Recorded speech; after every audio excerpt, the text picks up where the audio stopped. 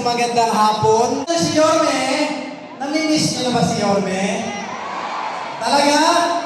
O kung miss na si Yorme, gusto niyo na bang bumalik si Yorme? O sabayan niyo nga ako, bumalik ka na. Bumalik ka na. Bumalik ka na. Kaya mamaya, makakapiling po natin at palakpakan nyo ang nag-iisa at pinakamamahal nating Yorme Isko Moreno Dumagoso. Ayan. At syempre, may partner siya, ang Vice Mayor ng grupo namin, si Vice Mayor Chi Atienza, at ang ating anim na konsyal mula sa aking kanan, Colonel June Ibay, Chairman Bobby Hernane, at syempre konsyal, Jesus Taga Fajardo, Doktora na konsyal pa Irma Alfonso, Ian Bansay Nieva, ang aking kuya at kumpare, at syempre ang anak ni Yorme, pang-anim natin konsyal, palakpakan nyo rin si Joaquin Dumagoso. At syempre, si Sir George, ang kasangga party list, palakpakan nyo rin.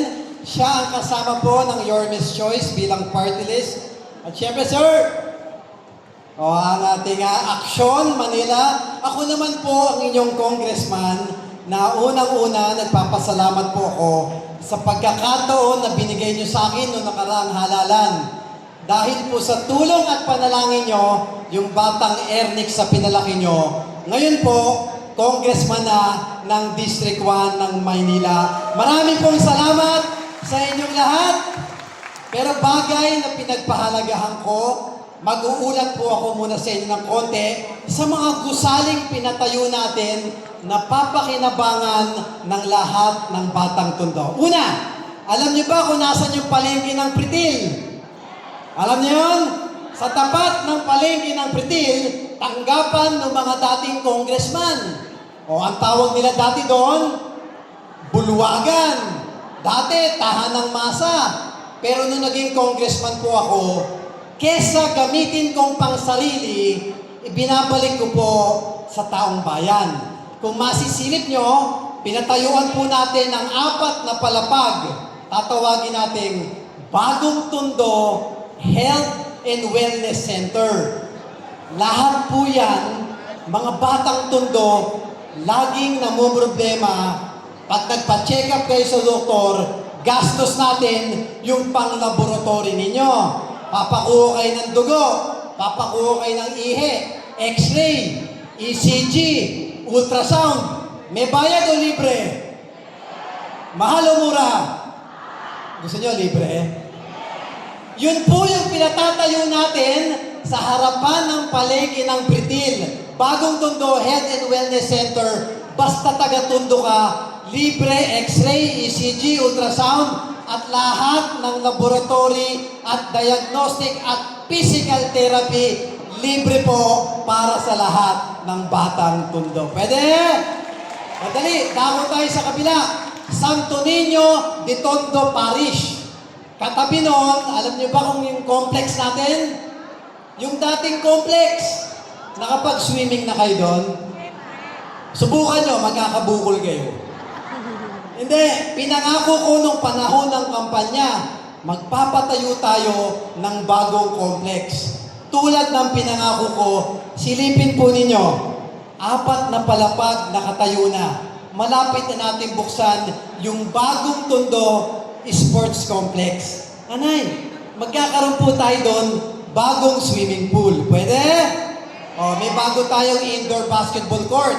May bagong gym sa mga gustong magpa-sexy. Meron tayong locker room, shower room, at sa pinakatuktok, multipurpose hall. Tatay, birthday, binyagan, kasalan. Dati sa ilalim ng tolda, tama mali? Dito, may magagamit tayong bagong lugar. Fully air condition, may chandelier, libre, at imbitahin nyo ko, may regalo pa kayong lahat sa akin. Pwede? Yan magkakaroon tayo ng bagong complex. Tapos, meron pa tayong pinagawang park. Alam niyo si Yorme, pinatayo niya yung Plaza Moriones.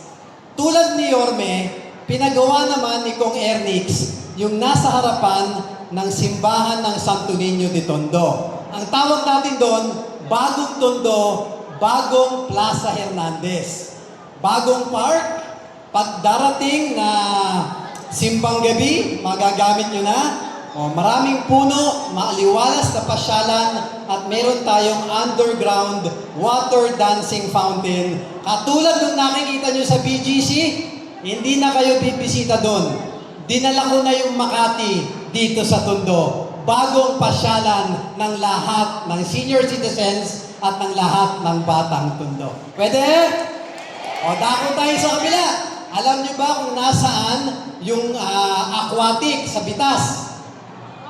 Katabi ng aquatic sa Bitas, nagpatayo po tayo 2 gusali pa. Una, Bagong Tondo, Bahay ng Kabataan. Ang dami nating kabataan dito sa Tondo. Pagkatapos ng high school, pag-uwian na, nayayaya ng barkada. Nanay, yayayain sa bilyaran. Minsan, ang bata-bata pa, natututo ng uminom. Nagimik na. At ang ayoko sa lahat, yung matuto sila sa masamang bisyo ng sugal at bisyo ng kuyan. Kaya ilalaban ko po ang kabataan natin. Huwag malulon sa masasamang bisyo. Yun ang bahay ng kabataan. Meron tayong libreng dance studio, libreng recording studio, at game room na kung saan pwede silang magpunta, may mga klase sa talento nila, at hindi lang sa kabataan, pati sa mga nanay, tatay, lolo at lola, pwede nyo pong makabanding yung mga apo nyo sa youth center natin. Pwede? At eto na, ang pinaka-importante. Doon, sa dating skate park sa Bitas, meron tayong pinatatayo, 10 palapag na bagong gusali. Dito kasi sa Tondo, marami na po tayong libreng elementaryo. Katunayan, si Yorme, pinatayo niya nga yung Rosario Almario Elementary School. Marami na tayong elementary. Sa Balot nga, may PAES Elementary pa. Pag gumraduate ang bata, at mag-high school, may libre na bang high school sa atin? Meron na rin. Nandyan ang PAES High School, Nolasco High School, at Tondo High School. Pero pag graduate ng high school, tanong, lolo at lola, meron na ba tayo dito sa Tondo libreng kolehiyo? Sa tingin nyo, maganda kung magkakaroon tayo? Mga lolo at lola ko, I'm happy to report, bilang congressman nyo, itatayo po natin doon, katabi ng aquatic, ang isang paaralan, 10 palapag, libreng kolehiyo. Tatawagin natin Bagong Tondo, Bagong Universidad ng Maynila. Libreng kolehiyo po para sa lahat ng batang Tondo. Pwede? First time in the history ng congressman, makakapagpatayo po tayo ng libreng kolehiyo. Okay ba yun? Okay, dako naman tayo doon sa ibang proyekto. Meron din tayong proyekto, yung botika ni Kong Ernix. Libreng maintenance medicine sa lahat po ng senior citizens. Sabihin nyo sa chairman nyo, sa BTS namin, yung mga leader sa barangay nyo, o ipalistad lang po ninyo doon sa tanggapan namin sa Baltasar. At ihahatid po namin sa pintuan ng bawat bahay nyo ang mga maintenance medicine ng mga senior citizens. Pwede? O pangalawa, Lab Dicong. Libreng laboratory at diagnostic habang inaantay natin yung wellness center. Iniikot po namin yan araw-araw sa iba't ibang barangay. Tangkilikin po ninyo. Dati, 4 na araw. Check up sa doktor, punta ka sa laboratory, punta ka sa x-ray, aantayin mo resulta, balik ka kay doktor, at bibilin mo yung gamot. 4 na araw, ang dami mong babayaran. Dito po, sa loob ng wala pang 1 oras, lahat libre, lahat ng resulta ibibigay sa inyo. Yun po yung lab ni Kong Ernix. Tignan nyo lang sa Facebook namin yung schedule. Kunyari, ginagawa sa barangay 81 sa amin. Kayo, taga-Balot o taga-ibang barangay, pwede po kayong pumunta. Dahil first come, first serve po yun at libre po, basta taga-Tondo kayo. Pwede? O ito, importante. Tandaan po natin to. Nanay, maganda ba ako dyan? O, alam niyo ba yung wheelchair? O, tungkod, walker, hearing aid, oxygen. O, yung ako na po magbibigay ng mga medical devices. PGH. Alam niyo yung PGH? Okay. Sumunod, sa Quezon City, Heart Center, Lung Center, National Kidney Center, at Children. Sa Banawe, meron po dun ospital na mga nababalian ng buto. Yung kailangan ng bakal, tama si nanay. Yung orthopedic. Lahat po yan, National Government Hospital. Nakikisuyo po ako sa inyo. Kung pwede, samahan niyo ko maging lingkod bayan sa kapwa natin. Huwag naman may kaanak, kaibigan kayo na na-ospital. At huwag naman kayo na-ospital. O kahit kaaway niyo pa. Basta nabalitaan yung na-ospital. Sa mga ospital na binanggit ko, huwag po kayong mangungutang. Huwag po kayong mag-aabono ng sariling pera. Hanggang kaya ko po, nagbo-volunteer si Kong Ernix. Ako po ang magbabayad ng mga hospital bill ng mga batang ito. Pwede? O ito, final na. May hospital tayo sa Coriones. Anong pangalan nun? Mary Johnston. Huwag niyo lang tawaging Manny Johnston, kayo talaga. Bakit ba Manny Johnston? Mahal. Hindi. Kaya kasi mahal yun, siyempre private. Magaling at dekalidad din ang serbisyo nila. Tama mali? Kaya nga minsan, pag emergency, nagmamadali tayo, nag-aagaw buhay yung asawa o anak mo o kaanak mo. Hindi ba sa Mary Johnson natin tinatakbo? Dahil confident tayo, kaya nilang isalba yung buhay ng kaanak natin. Ang problema, dala ng kahirapan o kakulangan, minsan, wala tayong naibayad. Tama mali? O, ito na. Nagpapasalamat po ako sa Mary Johnston. Dinulog nila yung pakiusap ko. At pakikipagkapwa-tao nila para sa mga batang tundo. Dahil mahal din tayo ng Mary Johnston. Pinayagan po nila ako. Kaya ngayon, pag may kaanak, kaibigan kayo, tandaan po nyo na emergency sa Mary Johnston. Ilapit po ninyo sa akin at tutulungan ko po kayo bayaran ang hospital bill nyo sa Mary Johnston. Okay ba yun? O, bilang panghuling programa, sabi ni Kuya, last 2 minutes na raw ako. Okay, sa mga minamahal nating senior citizens, kahit hindi senior, yung problema nyo sa mata, yung katarata. O, tandaan po ninyo to ha. Pag may nabalitaan kayo, na nakilala niyong may katarata, huwag na po kayong mag-alala. Ilapit po ninyo sa tanggapan namin, mula sa pamasahe, sa merienda, hanggang sa doktor, hanggang maoperahan kayo, hanggang makarecover po kayo. Lahat libre, sagot ni Kong Ernix ang opera nyo sa katarata ng lahat ng batang tundo.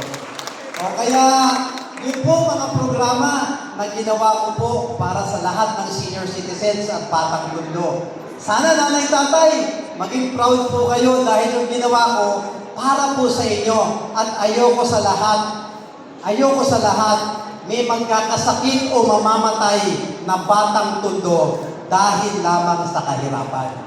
Kailangan, bilang lingkod bayan, trabaho ko po na dugtungan ang buhay ng kapwa natin, batang tundo. Pwede? O kaya, mga minamahal kong lolo at lola, pasensya na po kayo, time is up na ako.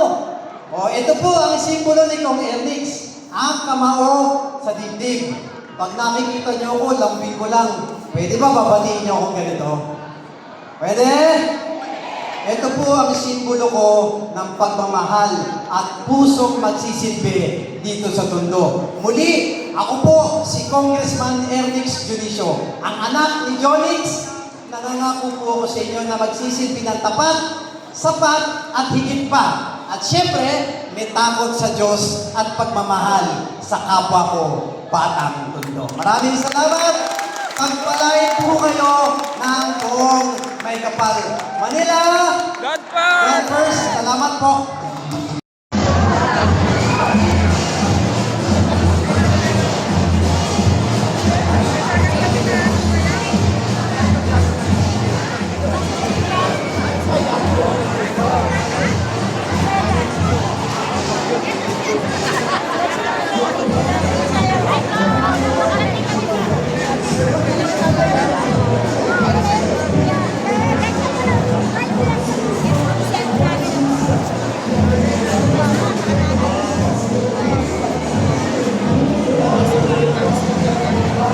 Kaya dito po sa kantang dito, isa, medyo malagyan na natin yung ating mga seniors.